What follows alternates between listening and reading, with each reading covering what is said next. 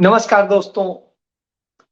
हमारे प्रधानमंत्री क्या इन 5 राज्यों में भारतीय जनता पार्टी और नरेंद्र मोदी का जो बनाया हुआ ओरा था उसके टूटने से, जो आभा मंडल बनाया गया था उसके टूटने से मानसिक रूप से परेशान हो उठे हैं? क्या उन्होंने मानसिक संतुलन खो दिया है? क्या हालात ये हो गए हैं कि बदहवासी में कुछ भी बोल देंगे? और क्या उन्हें मुद्दों की समझ नहीं है, या उनकी राजनीति नफरत से, गालियों से, धर्म को बेचने से और लोगों को लड़वाने से ही होती है? क्या भारतीय जनता पार्टी आम जन की, सर्वजन की राजनीति नहीं कर सकती है? क्या भारतीय जनता पार्टी इतनी बुरी स्थिति में आ गई है कि अब उसे इस तरह की जो सामाजिक राजनीतिक मर्यादाएं होती थी उन्हें भी तार तार करने का काम शुरू कर दिया है? इन्हीं सारे मसलों को लेकर आपके साथ बात करेंगे। नरेंद्र मोदी ने राजस्थान में कहा कि कांग्रेस वालों को डूब मरना चाहिए। कांग्रेस वालों को डूब मरना चाहिए। आपको याद होगा, अभी 2 दिन पहले योगी आदित्यनाथ ने कहा था कि कांग्रेस को खत्म कर देंगे, नष्ट कर देंगे। ठीक है। और नरेंद्र मोदी ने कल छतरपुर में कहा था कि कांग्रेस को 100 सालों तक सत्ता के लिए तरसाओ, उन्हें तरसा के खत्म कर दो। गजब है। और अब वो डूब मरे। क्यों डूब मरे? उन्होंने क्या ऐसा किया है? क्या ऐसा नहीं किया है इस देश के लिए कि इस देश के लोग कहें कि नहीं, कांग्रेस को डूब मरना चाहिए? ये हालात क्यों पैदा हो रहे हैं? क्योंकि इस देश के अंदर जो भी कुछ है वो कांग्रेस का बनाया हुआ है। और आज जो स्थिति है, भारत का जो सम्मान है, देश का सम्मान है, वो कांग्रेस के कारण है।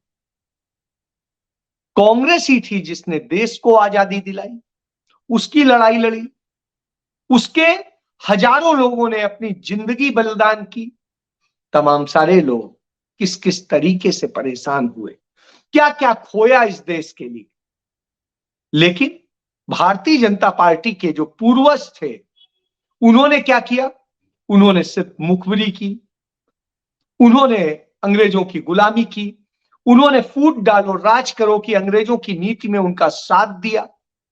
और जब देश आजाद हो गया तो मलाई खाने के लिए तमाम तरीके अपनाने लगे।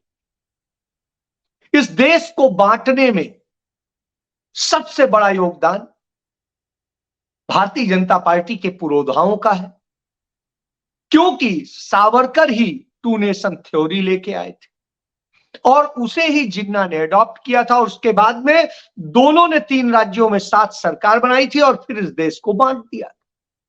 तो डूब मरना तो उन्हें चाहिए जिन्होंने इस हालत में लाके देश को खड़ा कर दिया कि एक बैनर तले नहीं रह सकते थे। चलिए छोड़िए। उसके बाद में कश्मीर को आग लगाने का काम भी भारतीय जनता पार्टी के पुरोधा श्यामा प्रसाद मुखर्जी ने किया, जो कश्मीर को जाकर के लड़ाने के का काम किया। जो सूफी संस्कृत का कश्मीर था उसे धर्म के नाम पे जलाने की कोशिश की। तमाम सारी ऐसी चीजें। लेकिन अब नरेंद्र मोदी क्यों कह रहे हैं, यह नहीं समझ में आता। नरेंद्र मोदी ने कहा कि राजस्थान में कांग्रेसी कहते हैं मर्दों का राजस्थान है। तो भाई मर्दों का है। उसने एक राजपूताना और दूसरी तमाम सारी चीजों की, पिछड़ों ने, सब ने मिल करके इस देश की तमाम मुकाबले देखे हैं, तमाम लड़ाइयां लड़ी हैं। तो उनके में ये चीज है तो उसमें क्या बुराई? वो इसे जोड़ते हैं कि महिलाओं का वो अपमान करते हैं, महिलाओं के साथ रेप होते हैं और जाने क्या क्या होते हैं, उनमें वो कुछ करते नहीं है। वाह भाई, जब आप ये कहते हैं तो भारत सरकार के एनसीआरबी के आंकड़े पढ़ लीजिए। उसके मुताबिक भारत के अंदर सबसे ज्यादा बलात्कार के मामले उत्तर प्रदेश में आते हैं। सबसे ज्यादा महिलाओं के साथ में, महिलाओं के प्रति अपराध उत्तर प्रदेश में होते हैं।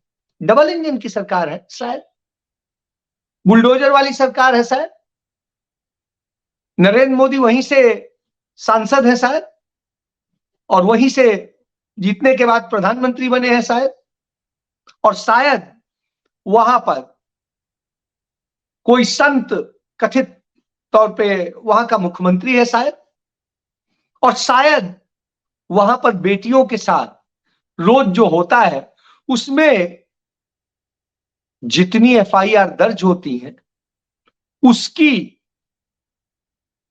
50% एफआईआर दर्ज ही नहीं होती। तब क्या है, यह स्थिति है। किस बात के लिए? अभी आपको याद होगा कल बड़े शर्मिंदा थे और न जाने क्या क्या कह रहे थे नीतीश कुमार के लिए। नीतीश कुमार ने जो क्या कहा था, गलत कहा था।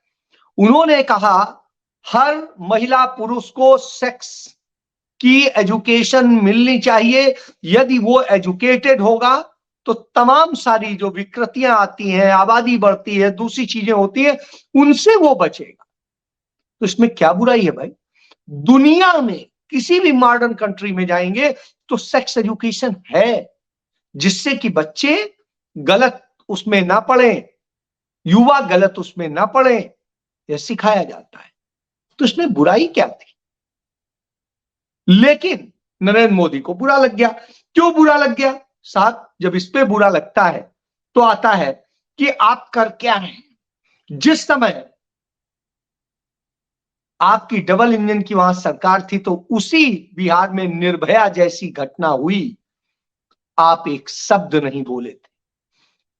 कठुआ में जब भारतीय जनता पार्टी की डबल इंजन की सरकार थी, तब एक 9 साल की बच्ची के साथ 4-5 दिन तक गैंग रेप होता रहा, तब आपके मुंह से आवाज नहीं निकली थी। जब मणिपुर में बेटियों के साथ सामूहिक बलात्कार हुए, उनकी नग्न परेड निकाली गई और सब कुछ हुआ, तब आप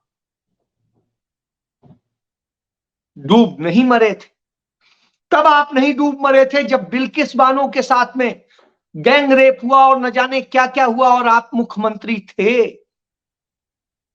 आप उस समय, और वो गर्भवती थी, और दंगे हुए, सब कुछ हुआ, और गुजरात के बाद में जो सजा याफ्ता मुलजिम थे उनको आप गैंग रेप के आरोपियों, मर्द ब्राह्मण जाने क्या क्या बता करके आप छोड़ देते हैं। तब आप डूब नहीं मरे थे। तब आप डूब नहीं मरे थे जब 2 साल की, 4 साल की नाबालिग बच्चियों से लगातार रेप हो रहे थे। जिस समय कोरोना काल था, सब फंसे हुए थे।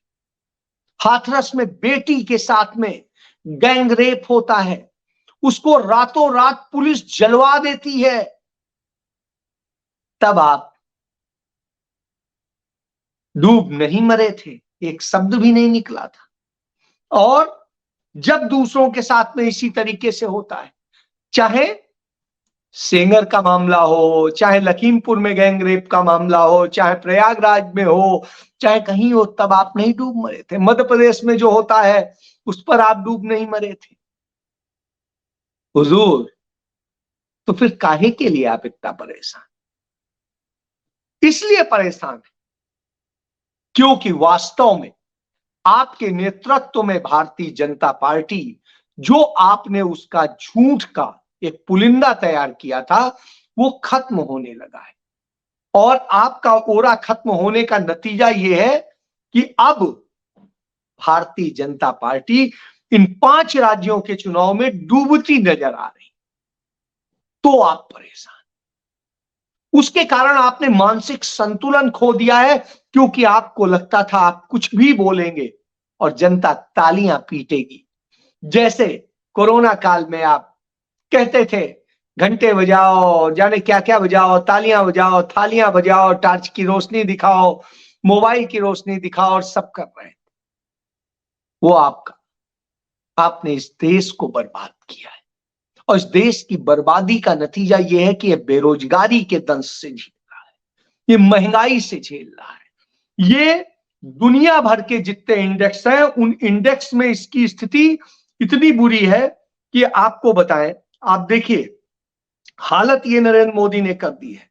जो ह्यूमन कैपिटल इंडेक्स था जिसमें भारत 100वें नंबर पर हुआ करता था 2014 में, यह बर्बादी आई कि 116 नंबर पर हो गया। हंगर इंडेक्स में, मतलब भुखमरी में 55 नंबर पे था और अब 107 नंबर पर है। ह्यूमन फ्रीडम इंडेक्स पर उसमें आके 106 से 150 पर पहुंच गया। वर्ल्ड हैप्पीनेस इंडेक्स में 111 से 149 पर पहुंच गया, सॉरी 39 पर पहुंच गया। एक इन्वायरमेंट प्रोटेक्शन पर, जिस पर आप कहते हैं पर्यावरण, उस पर 155 से 180 पर पहुंच गया। और जेंडर इक्वलिटी इंडेक्स में 114 से 135 पर पहुंच गया। इसी तरीके से डेमोक्रेसी इंडेक्स में 33 से 53 पर पहुंच गया। और इसी तरीके से ह्यूमन डेवलपमेंट में भी गिरा। इसके अलावा प्रेस फ्रीडम इंडेक्स में भी गिरा। इसके अलावा पेंशन इंडेक्स में भी गिरा। तो कोई ऐसा इंडेक्स बाकी नहीं है। यानी दुनिया भर में आप देश में चिल्लाते रहिए कि आप विश्व गुरु बन गए हैं, दुनिया के आंकड़े ये बताते हैं।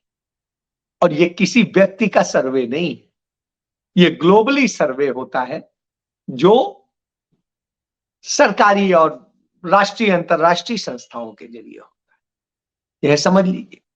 इसके बाद में एक और बहुत बड़ी चीज है, इस देश में सामाजिक असमानता का दायरा इतना बढ़ा दिया है कि चंद पूंजीपतियों के हाथ में सब चला गया और कुछ को खत्म कर दिया। धार्मिक असहिष्णुता की स्थिति यह है कि आज देश में कहीं पर भी किसी भी तरह के, कहीं जात के नाम पे, कहीं धर्म के नाम पे दंगे फसाद हो रहे। ऐसी स्थिति में आपको कोई वोट क्यों दे? नौकरी आप नहीं दे सकते, रोजगार का कोई और साधन आप दे नहीं सकते, महंगाई आप काबू नहीं कर सकते, लोगों को सुविधाएं आप दे नहीं सकते। जो आप सुविधाएं देंगे उसकी कीमत वसूलेंगे बड़ी हैवी, लोगों से टैक्स के नाम पर लूट करेंगे और उसके बाद में दूसरों को गाली देंगे, डूब मरो कहेंगे। शब्दों की गरिमा आपके पास नहीं है। इसको लेके प्रियंका गांधी ने बड़ा अच्छा कहा। उन्होंने कहा कि क्या प्रधानमंत्री जैसे पद से उम्मीद की जाती है और बड़े बड़े नेताओं से उम्मीद की जाती है कि वो शब्दों की गरिमा बनाए रखेंगे और वो सम्मानजनक स्थिति रखेंगे। लेकिन होता क्या है, शब्दों की गरिमा तो आप खो चुके हैं। आपकी स्थिति ये बताती है, हमारे यहां बड़े बुजुर्ग कहा करते थे, व्यक्ति से यदि आप मिलिए तो उसके शब्दों से उसके संस्कारों और उसकी परवरिश का पता चलता है, उसके परिवार और खानदान का पता चलता है। तो मैं ये नहीं कह रहा हूं, ये बुजुर्ग कहते थे। आज आप में दिख रहा है कि आप किस तरह के हो और आपका डीएनए क्या है। लेकिन वहीं राहुल गांधी भी चुनाव प्रचार कर रहे हैं। वो आपको कुछ नहीं कहते, गाली नहीं देते, वो सच बताते हैं। वो बताते हैं कैसे आपने चंद पूंजीपतियों के हाथ में ये देश गिरवी रख दिया, गिरवी नहीं रख दिया, बेच दिया, और किस तरीके से आप पूंजीपतियों के नौकर बन गए, चंद पूंजीपतियों के नौकर की तरह, उनके दलालों की तरह काम करते हैं। और क्या क्या दलाली की उसकी पूरी फहरिस्त है। एक नहीं है, दो नहीं है, चार नहीं है, 10 नहीं है, 50 नहीं है, हजारों में यह आपने किया है। आप तमाम सारे राष्ट्राध्यक्षों से मिलते हैं तो कहते हैं साहब अडानी जी को एक दे देना, यह दशा है आपकी। तो इस तरह की जब स्थितियां हो तो निश्चित रूप से बात आती है। इसके बाद राहुल गांधी जनता को देने की बात करते हैं। वो कहते हैं हम आपको भुखमरा नहीं बनाएंगे, हम 5 किलो अनाज वाला नहीं बनाना, हमें आपको संबल देना है जिससे आप खड़े होइए, आगे बढ़िए। हम आपके रोजगार का सृजन करेंगे, हम आपको किसानी में मदद करेंगे, हम आपको दूसरे और रोजगार करने में मदद करेंगे, एमएसएमई में मदद करेंगे, छोटे व्यापारियों की मदद करेंगे, छोटे उद्योगपतियों की मदद करेंगे, उद्योगों की मदद करेंगे, आम गरीब आदमी को, आदिवासी को, पिछड़े को, दलित को देंगे और उसको इतना संबल देंगे कि वो दूसरों को भी खिलाने की स्थिति में आ सके, ना कि उसे आत्महत्या करने के लिए मजबूर करेंगे। छात्रों को हम मदद करेंगे जिससे वो अच्छी से अच्छी शिक्षा पाए, अच्छी से अच्छे आगे बढ़े। बेटियों को मदद करेंगे जिससे वो उड़ती हुई दिखाई दे। और हम मदद करेंगे हर उस व्यक्ति की जो नीडी है। सभी समाज को बराबर पर लाने के लिए जो भी जरूरत होगी वो करेंगे। जातिगत जनगणना करा करके जो विषमताएं हैं उन्हें दूर करेंगे। जब ये राहुल गांधी कहते हैं तो आपको मिर्ची लगती है, आप कहते हैं देश बांट रहे हैं। राहुल गांधी ने तेलंगाना में वायदा किया कि हमारी सरकार आई तो अल्पसंख्यक समुदाय से जितने भी हैं, चाहे सिख हो, चाहे ईसाई हो, चाहे बौद्ध हो, चाहे मुस्लिम हो, जो भी है उन सब को एक मदद दी जाएगी कि उनके बच्चे अधिक से अधिक उच्च शिक्षा प्राप्त करें। और जो बच्चे अल्पसंख्यकों के उच्च शिक्षा प्राप्त करने के लिए काम करेंगे उनको 5 लाख रुपए तक की मदद दी जाएगी। यही नहीं, राहुल गांधी ने कहा इन समाज के जो पुजारी हैं वो सभी बहुत बुरी स्थिति में हैं, उनका शोषण हो रहा है। ऐसी स्थिति में हम ये करेंगे कि चाहे वो ब्राह्मण का पुजारी हो, हिंदुओं का पुजारी हो, वो मुस्लिम्स का हो, ईसाइयों का हो, सिख का हो या किसी का भी हो, उन पुजारियों को 10,000 से 12,000 रुपए तक की आर्थिक मदद देगी सरकार। यह होता है। आपने देखा राहुल गांधी ने इस देश के लोगों को स्वास्थ्य का अधिकार देने की बात की। राहुल गांधी ने किसानों को उनका सम्मान सहित उनको न्याय योजना से जोड़ने की बात की। वो जिस कर्ज के कारण वो अपना जीवन खत्म कर रहे हैं वो कर्ज खत्म करने में मदद करने की बात की और महिलाओं को, बच्चियों को आगे बढ़ने की प्रेरणा दी। उन्होंने बताया कि किस तरीके से एक इंजीनियर कुली का काम कर रहा है। बड़ी उम्मीदें, भविष्य था, लेकिन खत्म हो गया। इसी तरीके से बहुत सारे उदाहरण मौजूद हैं। तो यह होता है। अब एक व्यक्ति अधिकार देने की बात करता है, उनको सब कुछ देने की बात करता है और दूसरा व्यक्ति क्या कहता है, कांग्रेसी डूब मरे। उन्होंने तो नहीं कहा कि भाजपाई डूब मरे क्योंकि वो मुखबिर थे, भाजपाई डूब मरे क्योंकि उन्होंने गद्दारी करी, भाजपाई डूब मरे क्योंकि उन्होंने जाके अंग्रेजों की चरण चुम्बन किया, उनके पांव दबाते थे, इसलिए डूब मरे क्योंकि देश का बंटवारा कराने में उनका बहुत बड़ी भूमिका है। उन्होंने तो नहीं कहा, लेकिन आप ये हालात पैदा कर, इन हालात में सोचने की जरूरत है कि इस देश को सकारात्मक राजनीति चाहिए कि नकारात्मक चाहिए। क्योंकि पाकिस्तान मुस्लिम राष्ट्र बना, भारत सेकुलर राष्ट्र बना, इसलिए भारत उससे बहुत आगे है। आज मैं पढ़ रहा था कहीं कि पाकिस्तान में ये परेशानी है, ये स्थिति है, वो स्थिति है, और भाजपा के लोग भी बताते हैं। यही इसीलिए नेहरू ने कहा कि इसे सेकुलर राष्ट्र होना चाहिए, इंदिरा ने कहा कि सेकुलर राष्ट्र होना चाहिए, क्योंकि नहीं तो ये धर्म में फंसेगा, बर्बाद हो जाएगा। इस देश को बर्बादी से बचाना है। इस देश को बनाने में किसी एक की भूमिका नहीं है, सबकी भूमिका है। इसलिए इस देश को सबको समर्पित करना है, यही सोच थी। आपकी तरह फांसीवादी सोच नहीं कि दूसरे को मिटा दो, बल्कि ये कि सबको साथ लेके चलो, चाहे वो हमारा विरोधी ही क्यों ना हो। फैसला आपका कि आप किसके साथ खड़े होंगे। जय